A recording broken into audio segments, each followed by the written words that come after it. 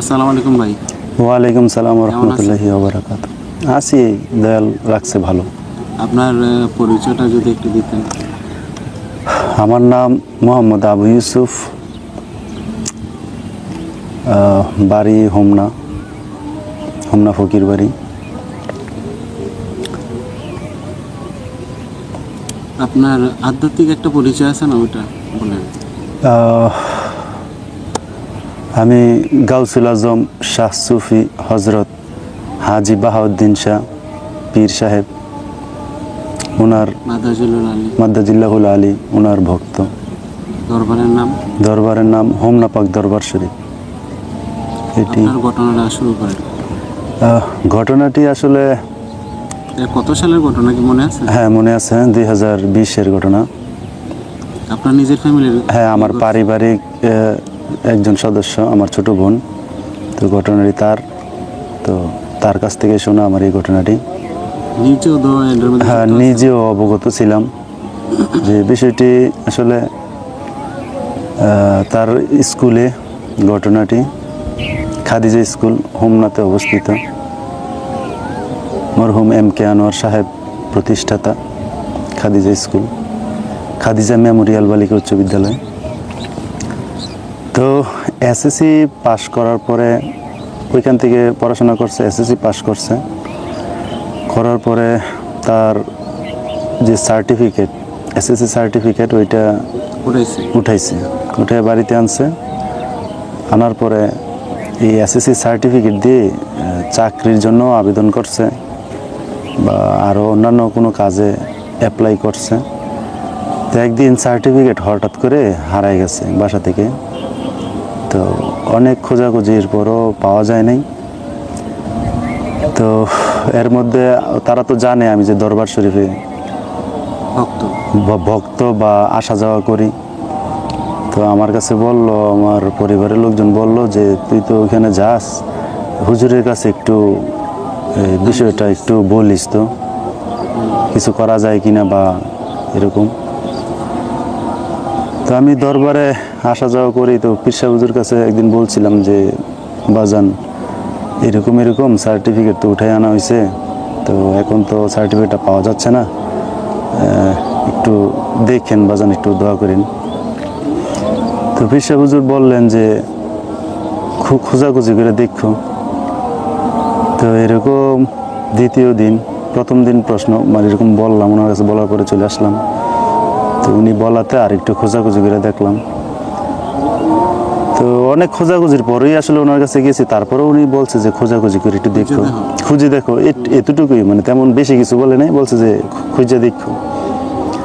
তো ওনার কথা অনুসারে বাড়িতে আরও বেশি করে খোঁজখবর নিলাম, খোঁজাখুঁজি করলাম। আলমারি কি প্রথম দিন?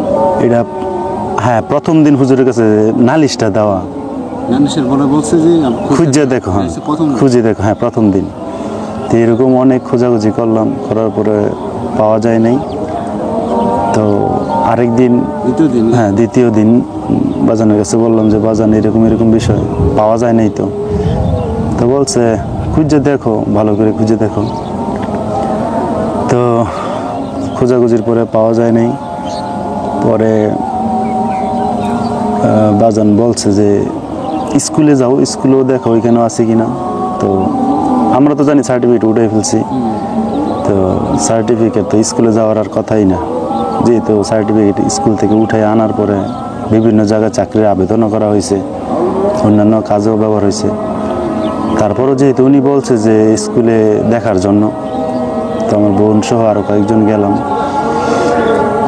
তো ওইখানে যাওয়ার পরে যিনি এটার দায়িত্বে আছে, সার্টিফিকেট যিনি দেন, তো উনি খাতা বের করছে, হাজিরা খাতা বের করছে, এরকম ডায়েরি খাতা বের করছে, লিপিবদ্ধ থাকে যে সার্টিফিকেট যে কারা কারা নিয়েছে এরকম।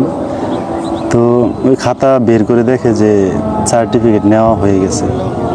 এই জন্য সার্টিফিকেট নেওয়ার সময় কিন্তু একটা সিগনেচার রাখে, যে যারা সার্টিফিকেট উঠায় প্রতিষ্ঠান থেকে, ওইখান থেকে একটা সিগনেচার তারা রাখে। তো এরকম সিগনেচার করা আছে।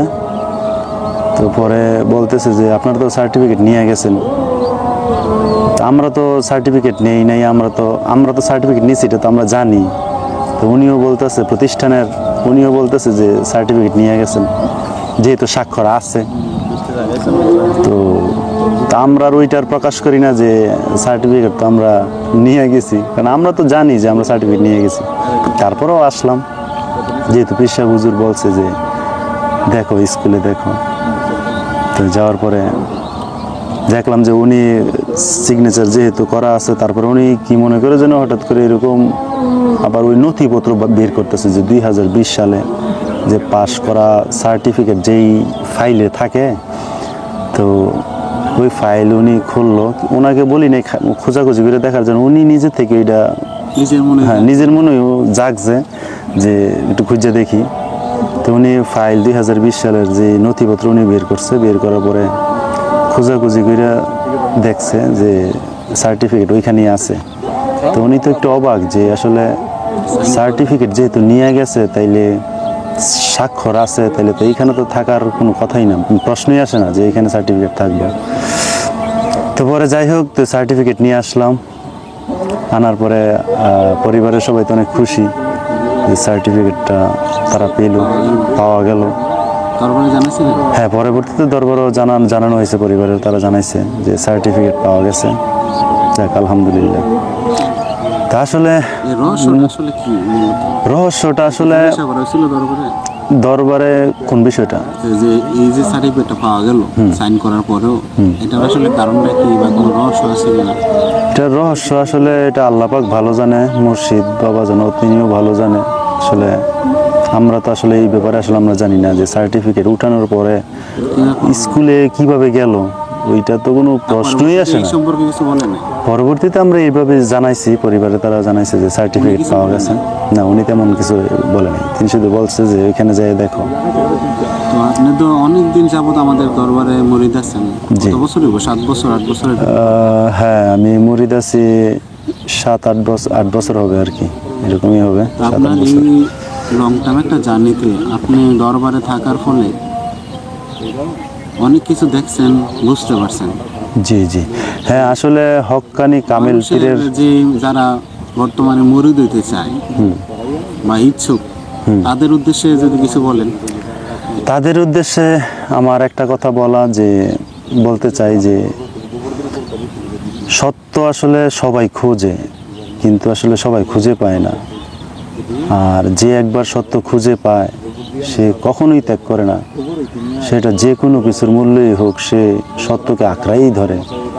তার ঝড় তুফান আসলে যতই আসুক, যতই বাধা বিপত্তি আসুক, সে কখনোই ত্যাগ করে না, কারণ সে তো সত্য বুঝতে পারছে।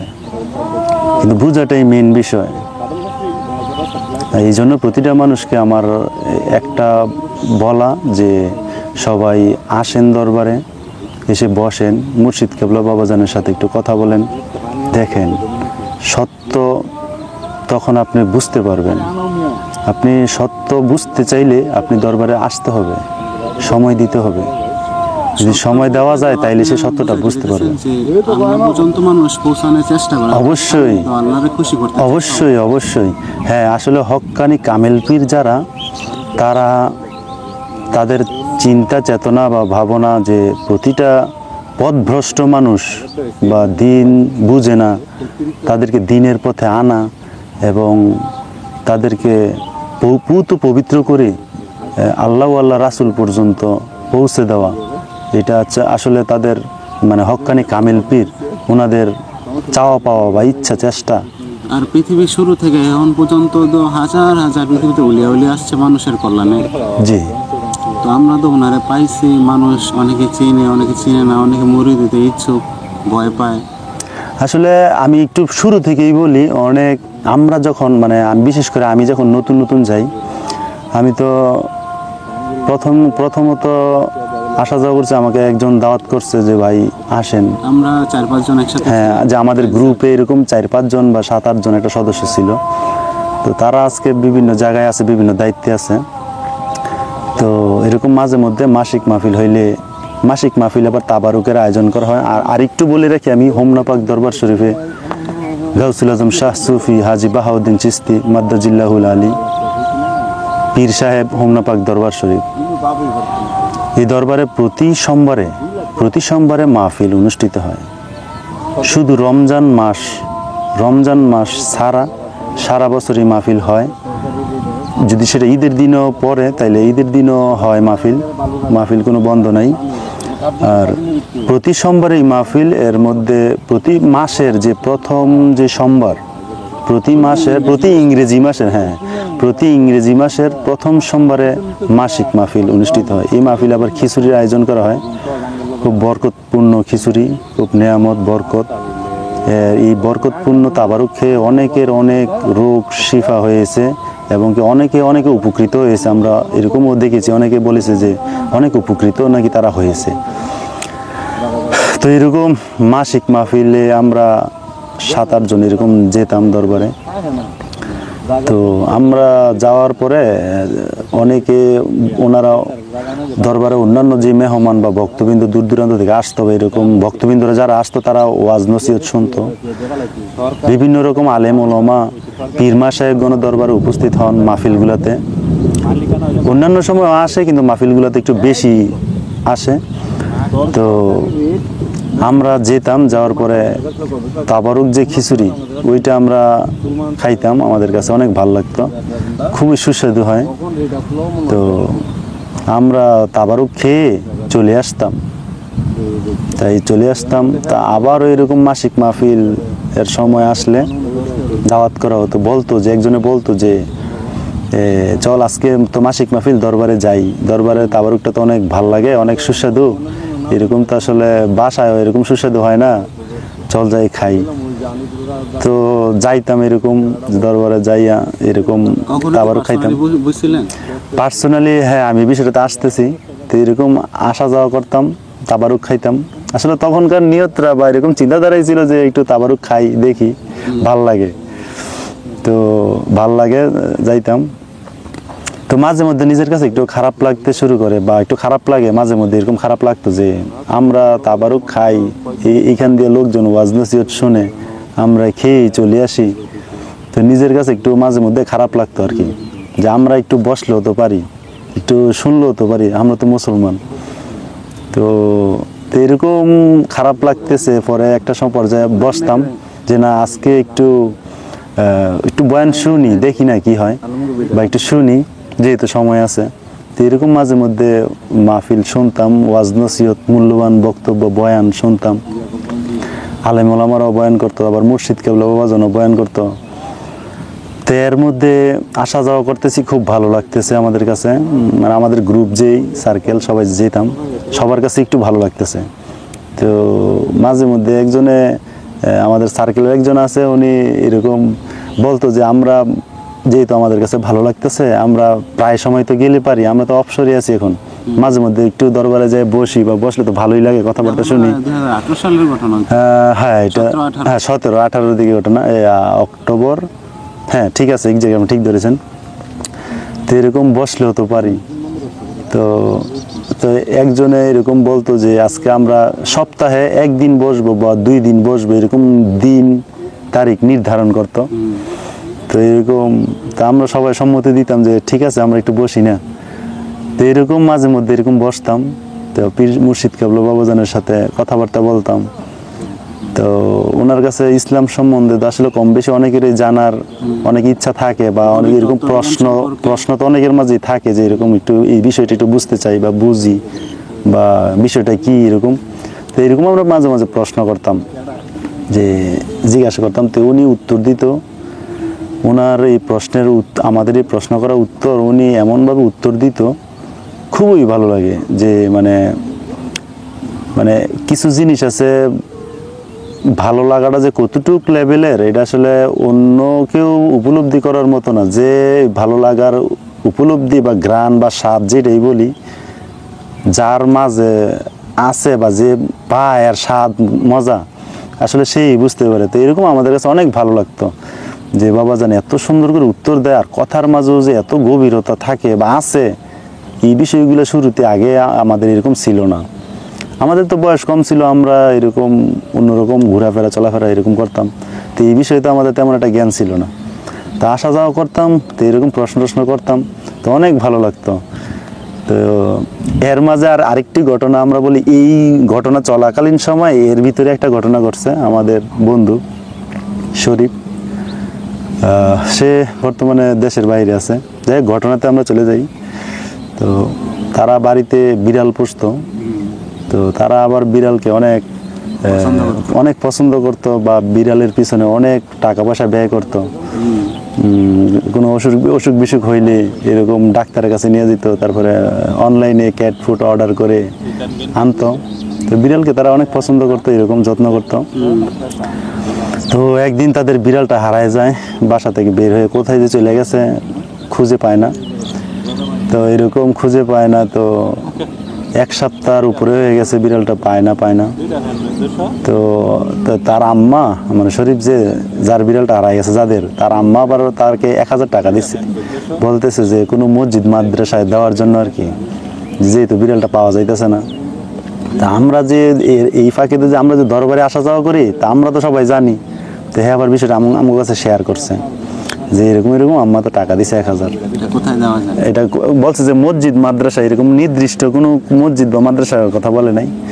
তো আমরা বলতেছি, আরে আমরা তো যেখানে যাই দরবার শরীফ, এইখানে তো মসজিদ আছে, মাদ্রাসা আছে, তারপরে ঈদের জামাত হয়, রোজার ঈদের জামাত, কুরবানির ঈদের নামাজ এরকম হয়, শুক্রবারের জুমা হয়, 5 ওয়াক্ত নামাজ হয়, দরবার মসজিদ মাদ্রাসা সবকিছুই আছে এখানে।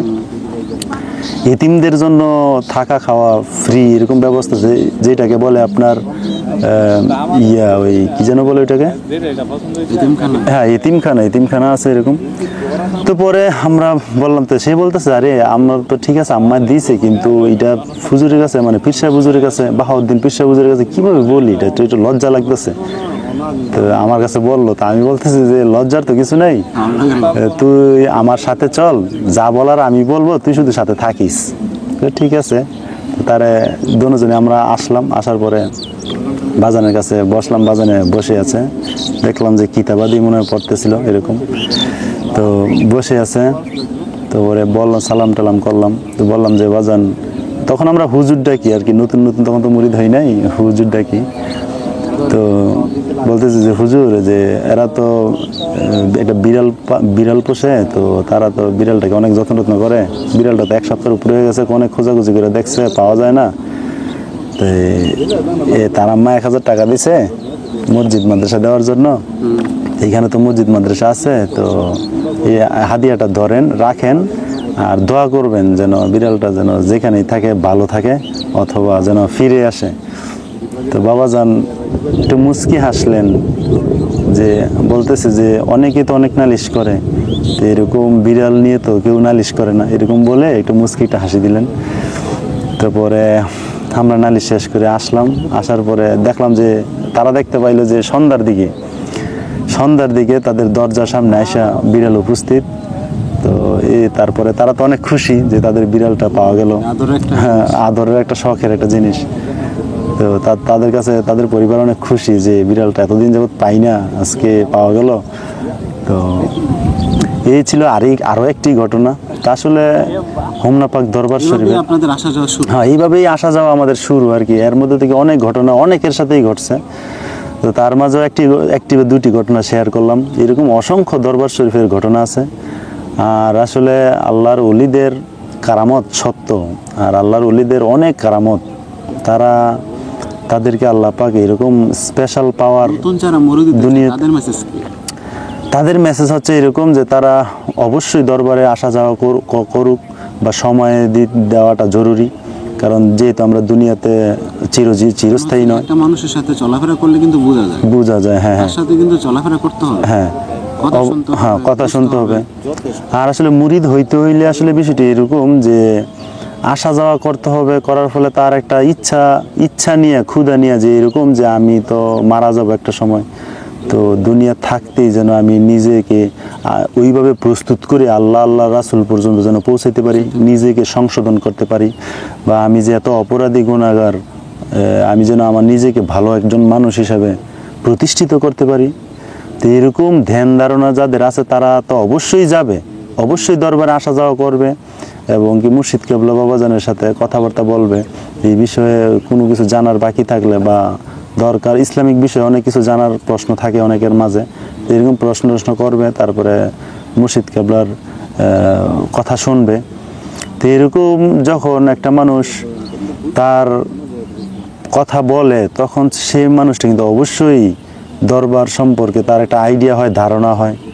তো আসা যাওয়া করতে গিয়েই তো একটা মানুষ একটা পরিবর্তনশীল বা পরিবর্তনের দিকে আসে। অবস্থায় কার সাথে যোগাযোগ করতে পারে? আপনার সাথে যোগাযোগ করতে মুরিদ হওয়া যাবে? হ্যাঁ, আমার সাথেও যোগাযোগ করা যায়, হ্যাঁ আমার সাথেও করা যায়। তো আবার অন্যান্য পীর ভাই যারা খাস দরবারের ভক্তবৃন্দ আছেন, তাদের সাথেও যোগাযোগ করতে পারে, আমার সাথেও করতে পারে, সমস্যা নেই। আমিও যদি কেউ এরকম মুরিদ হইতে চায়, তাহলে আমিও সময় দিতে রাজি যে আমি দরবারে নিয়ে যাব, অবশ্যই নিয়ে যাব। কারণ আমি চাই যে প্রতিটা মানুষ আসলে সঠিক সত্য জানুক এবং বুঝুক, যেন একটা পর্যায়ে তো সঠিক সত্য যখন বুঝতে পারে, তখন তো মানুষটা নতুন অবস্থা তো তেমন কিছু বোঝা যায় না।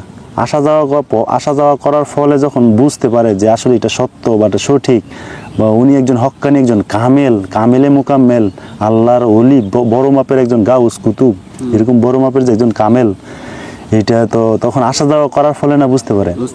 তো অনেকেই তো আছে এরকম যে দূর থেকে অনেক কথাবার্তা বলে, যে কেউ ভালো বলে, কেউ মন্দ বলে, এরকম সমাজে অনেক ধরনের লোকই আছে।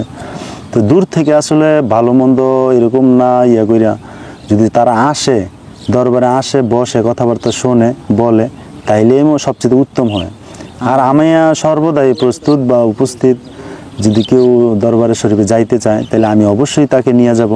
কারণ একটা জায়গায় না গেলে তো আর বোঝা যায় না ভালো মন্দ এরকম। আর আমাদের বাৎসরিক মাহফিলের তারিখটা? বাৎসরিক মাহফিল, হোমনা পাক দরবার শরীফের বাৎসরিক মাহফিল আসছে সামনে কুরবানি ঈদের পরে, আগস্টের 17, 18, 19 3 দিন ব্যাপী বাৎসরিক মাহফিল। এই মাহফিল তো বিশাল বড় মাহফিল হয়। দেশের বিভিন্ন স্থান থেকে মানুষজন আসে, এবং কি দেশের বাইরেও থেকেও অনেক ভক্তবৃন্দ আসে। এরকম দেশ বিদেশের সর্বশ্রেণীর সকল জায়গা থেকেই দরবার শরীফে এই মাহফিলে অংশগ্রহণ করে। ইনশাল্লাহ আপনি ভালো থাকবেন। জি, ভালো থাকবেন আপনিও। আসসালামু আলাইকুম।